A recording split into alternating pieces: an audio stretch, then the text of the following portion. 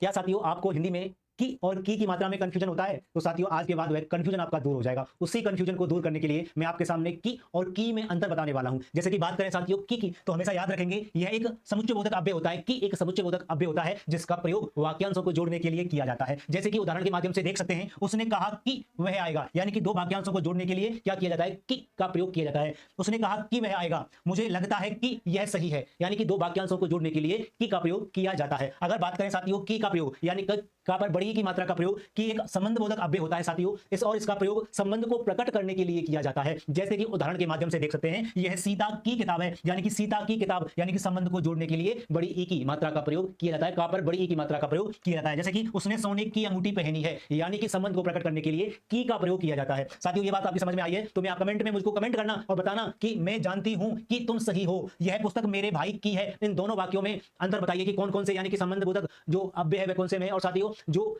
इन दोनों में आप मुझको अंतर बताइएगा साथियों। फिर इसी प्रकार की वीडियो के साथ में फिर मिलता हूं साथियों। धन्यवाद। जय हिंद, जय भारत।